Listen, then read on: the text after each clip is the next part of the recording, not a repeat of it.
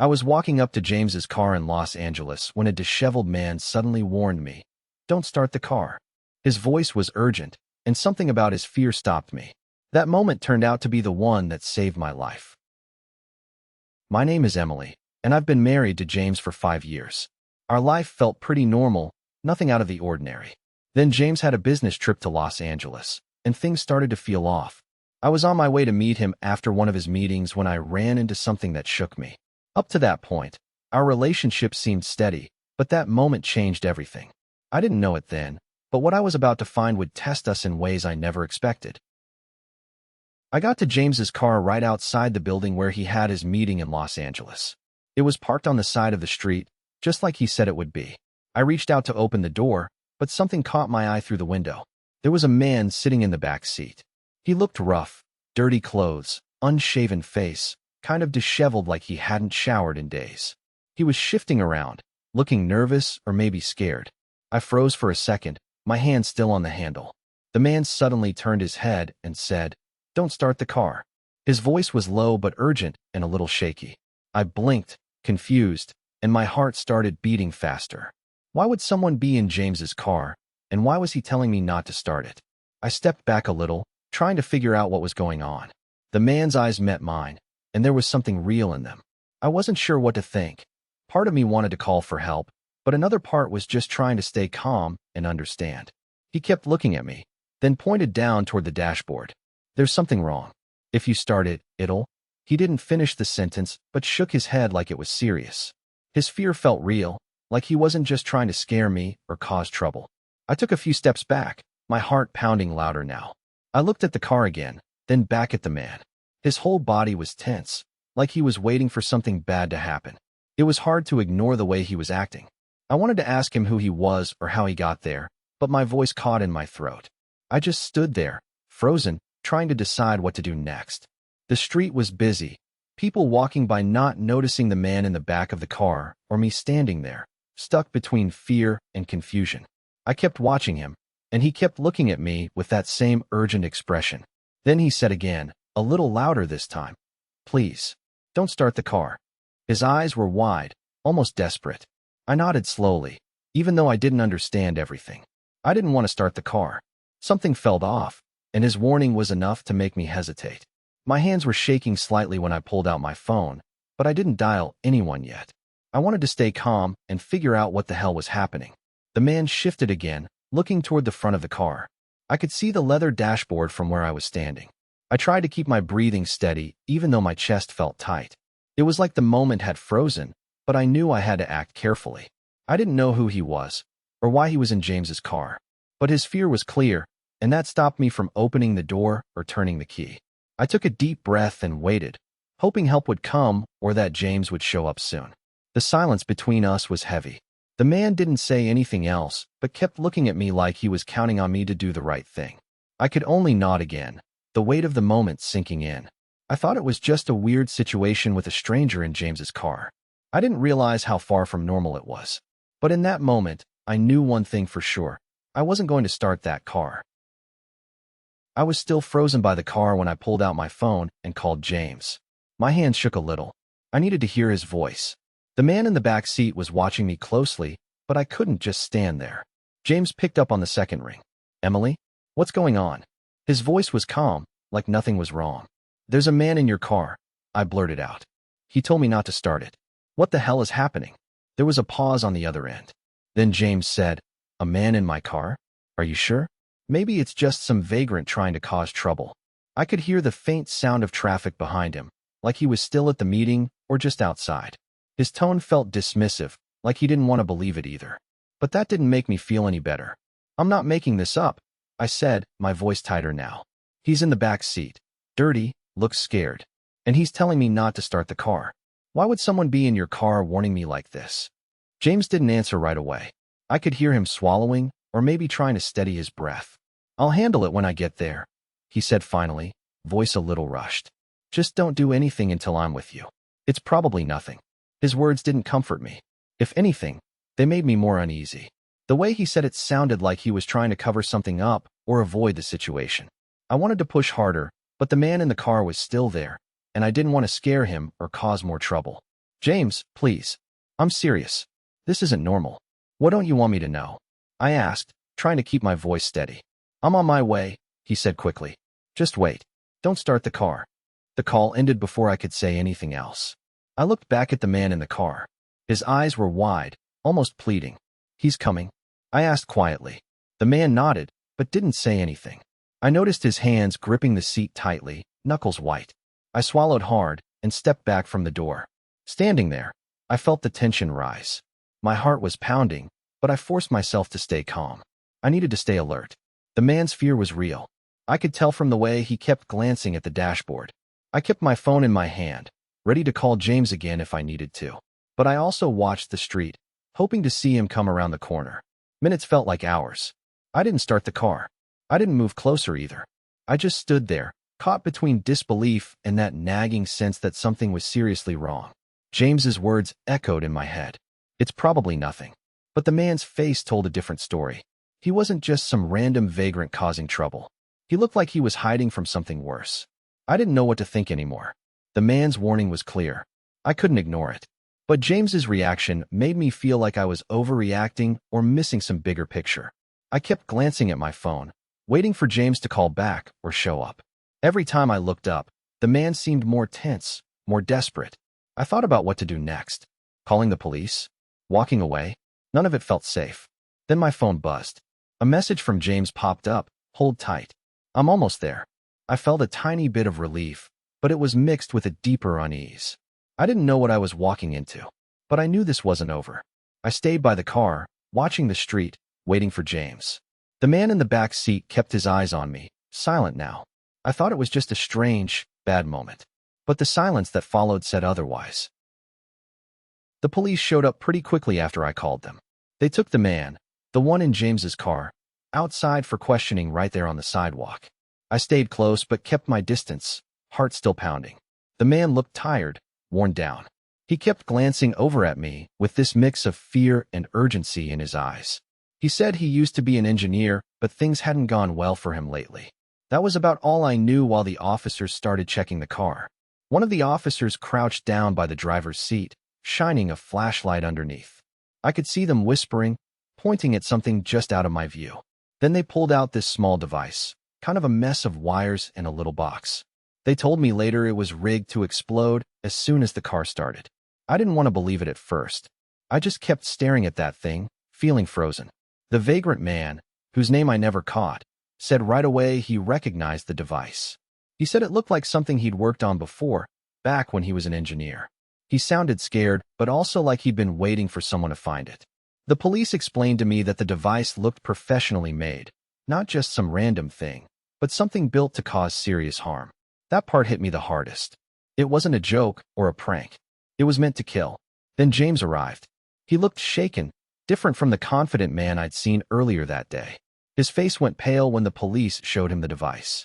I could see the weight settling on his shoulders.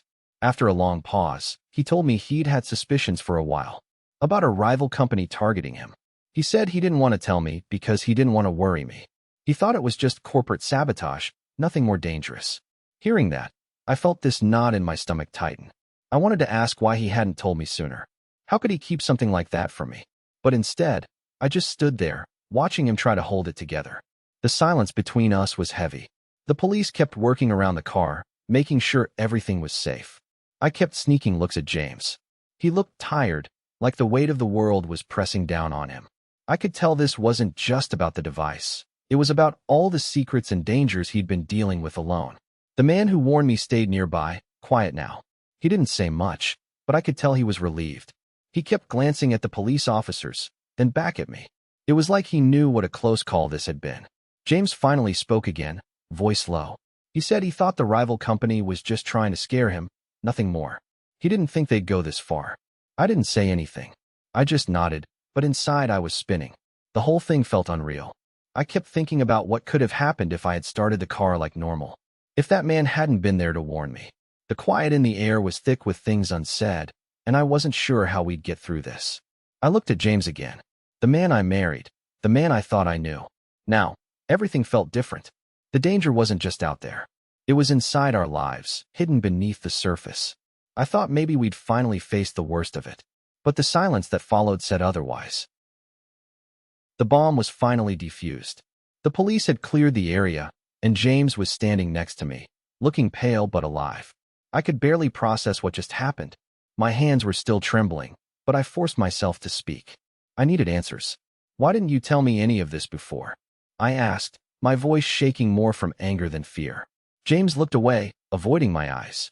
He ran a hand through his hair and sighed deeply. I thought it was just corporate sabotage, he said quietly. I didn't think it would go this far. I didn't want to worry you. That answer didn't sit right with me. You didn't want to worry me? But you were putting both of us at risk. What if I had started the car? What if you weren't here to stop me? He swallowed hard and finally met my gaze. I know. I messed up. I thought it was just some dirty tricks, nothing real. I figured they wouldn't go as far as planting a bomb. His voice cracked a little. I was wrong. I felt my chest tighten. It wasn't just the bomb. It was the silence, the secrets. For 18 months, James had been under threat, and I didn't know. We've been married for 5 years, but this felt like a wall had been built between us. I wanted to scream, but all I could do was stare. You should have told me, I said softly, but the words carried all the weight of disappointment. We're supposed to be a team. If you thought someone was after you, I needed to know. Not just for your safety, but mine too. James nodded slowly, his eyes wet. I thought I could handle it alone. I didn't want to make you scared or involved. I thought I was protecting you. That explanation didn't fix anything. It just made the risk feel heavier. I thought about how close I came to starting that car. How close we came to losing everything. Protecting me by hiding this from me? I whispered. He looked down, ashamed. I was stupid. I never wanted to put you in danger. But when the man warned you, I realized I was wrong to keep it from you. The silence between us stretched. I could feel the anger and fear swirling inside me, but also something else, a quiet sadness. I loved him, but I wasn't sure I could trust him fully after this. The secret had changed everything. I don't know if I can just forget this, I said, voice low. 18 months of danger, and you never said a word. How do we move on from that? James took a step closer, hesitating. I don't expect forgiveness right now, but I promise, no more secrets. We face this together from here on out. His words felt heavy with regret. I wanted to believe him, but the damage was real. I looked at his face, searching for the man I married, the one I thought I knew. I want to believe you, James. I really do, but it's going to take time. He nodded. I understand. We stood there, side by side, but the distance between us felt bigger than ever. I thought the worst was over when the bomb was gone, but this silence that followed told me otherwise. The real danger wasn't just the device in the car. It was the truth we hadn't been honest about. And that, I realized, might be even harder to defuse. After the bomb was defused and James was safe, the investigation didn't just stop there. The police and some hired investigators kept digging, and what they found was worse than I expected. It turned out the rival company had been watching James for months. Not just casually, but really tracking him closely. They had surveillance footage from the hotel where we often stayed during his business trips. That hotel was the Marriott downtown in Los Angeles, the one where we had our anniversary dinner last year. When James and I saw the footage, it was chilling. Cameras caught our every move. The way we'd enter the hotel, go to our room, even moments in the lobby. It was like someone was shadowing us the entire time, waiting for the right moment. The police said it looked professional, not just some random stalker. It was organized. And that hit me hard. I kept thinking about all those nights we thought we were safe in a hotel, only to find out we were anything but. Then there was James's email. I remember him sitting next to me on the couch, scrolling through his inbox with a mix of frustration and disbelief. The investigators had decrypted some messages that looked like nonsense at first. James had ignored them as spam for months. But those messages were actually encrypted instructions and updates from the rival company. It wasn't just emails. There were codes hidden in attachments he'd never opened and links he never clicked. None of it made sense to me, but James explained it was all cyber espionage, something I didn't fully understand but could feel the danger of. He told me he'd been too busy to check properly. He figured it was just junk mail.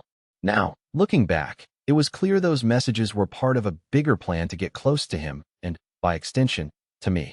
The thought that someone had been manipulating our inboxes, watching our hotel stays, and planting that bomb in his car felt like a betrayal on a whole new level. It wasn't just a business attack anymore. It was personal. I remember sitting there, feeling numb. My hands trembled as I held that printout of the surveillance footage. James tried to reach for my hand, but I pulled away without thinking. I wasn't mad at him, not really. I was scared. Scared that we'd been so blind. Scared that our lives had been invaded for so long. The realization that someone was watching us so closely made the world feel smaller and more dangerous. James kept apologizing quietly, saying he should have told me sooner, that he thought he could handle it himself. But I wasn't sure if I could forgive him that easily. How could he not see the risk? Or maybe he did, but didn't want to worry me. That silence between us grew heavier after that. We were both stuck in this space where trust was fragile and fear was real. The police said the rival company had installed surveillance at multiple points: our hotel room, James's office, even the route he took between meetings. The whole thing was a web, and we were caught in the middle. Our privacy had been stripped away for months, maybe longer. I kept thinking about the times I'd called James during those trips, not knowing someone else was listening. It made my skin crawl. At night, I found myself replaying every detail. The hotel receipt James had left in the car's glove compartment on our anniversary made more sense now. It wasn't just a dinner date. It was a marker for them, a way to confirm where we were. And somehow, they got in close enough to plant that bomb. The scope of it all was overwhelming. James started working more with the investigators after that. He combed through every email, every phone call, every business interaction. I saw the strain on him. The way his face tightened when he found another suspicious message or a new camera they hadn't spotted before. But I also saw him change. He wasn't the same man who'd brushed it off as harmless corporate games. For me, the damage was quieter, but no less real. I couldn't stop thinking about how long we'd been targets. How easily things could have gone wrong before the man in the car warned me. The fear that something might still be out there lingered in the back of my mind.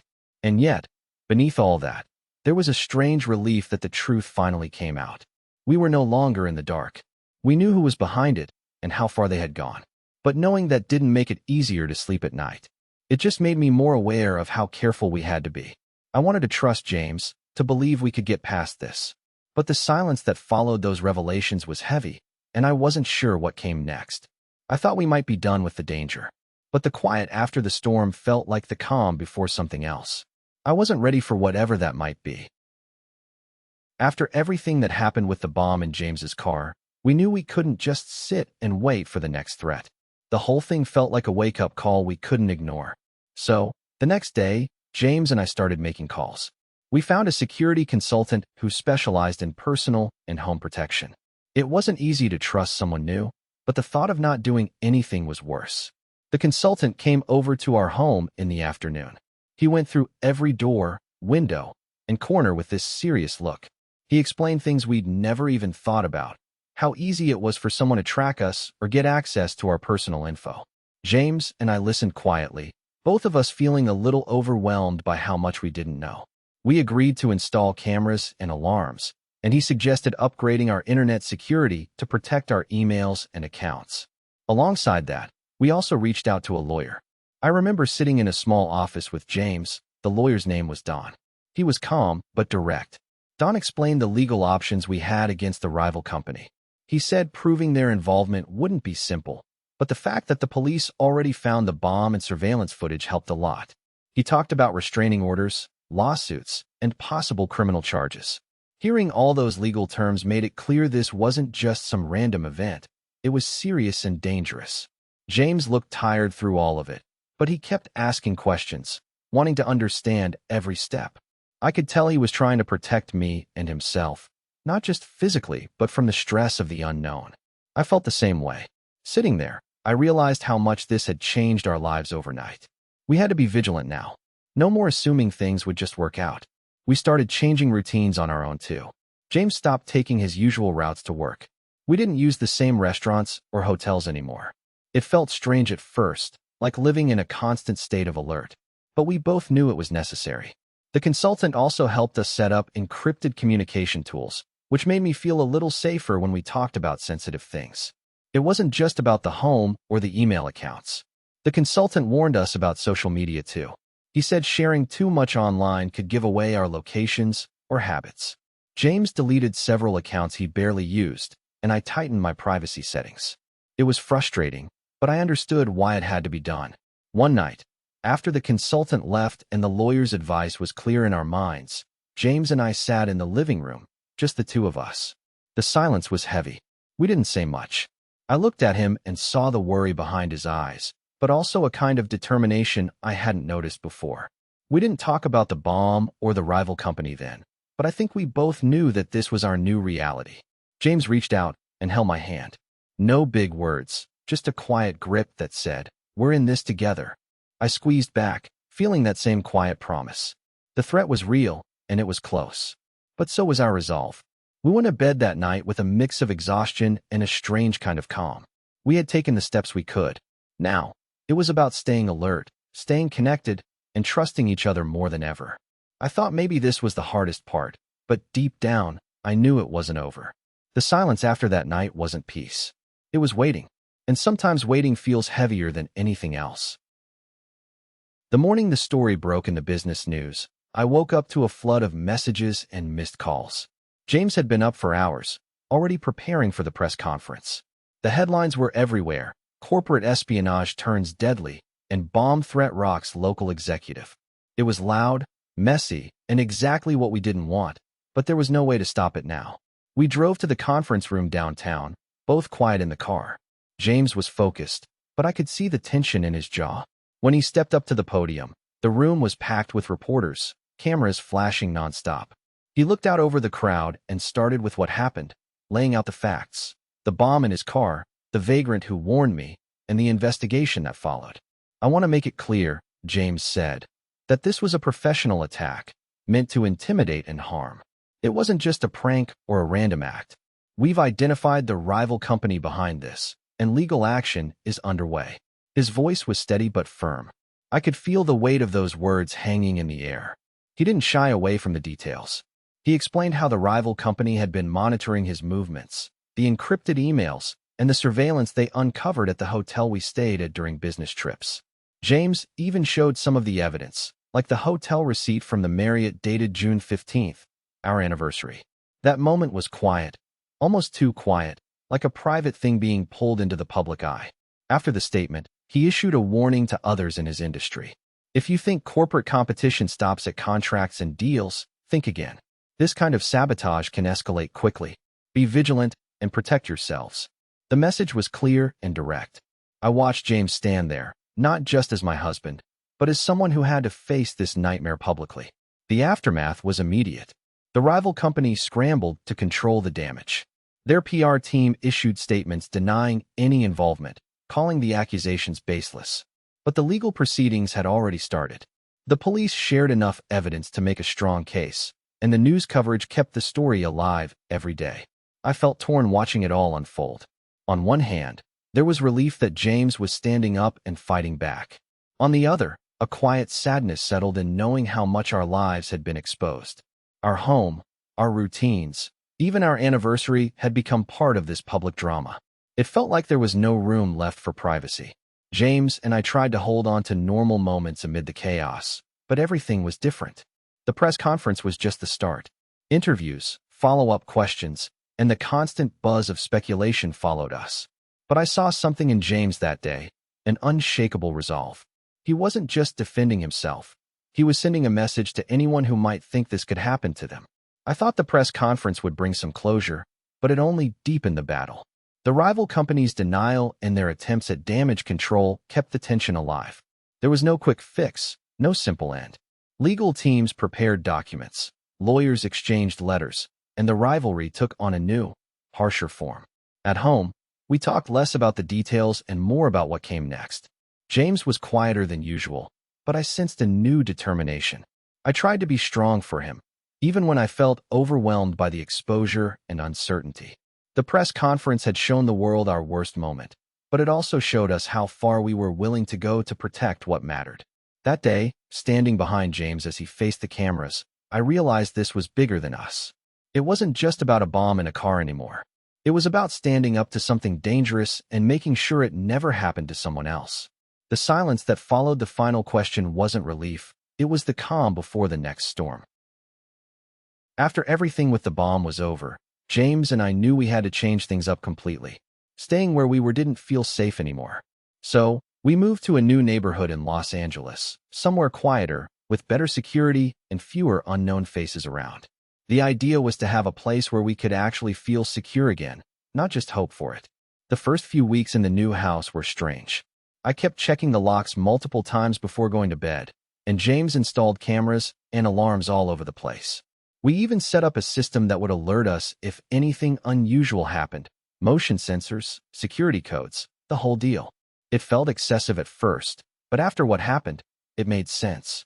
We couldn't take any chances. James was more attentive too, not in a controlling way, but more like he wanted to make sure I was okay. I noticed he'd often ask if I wanted to talk about what happened or if I needed anything. Before all of this, we didn't share everything, sure, but now it was different. We talked about the threat openly, what scared us, what we worried about, how we planned to keep safe. It wasn't easy, but that honesty built something new between us.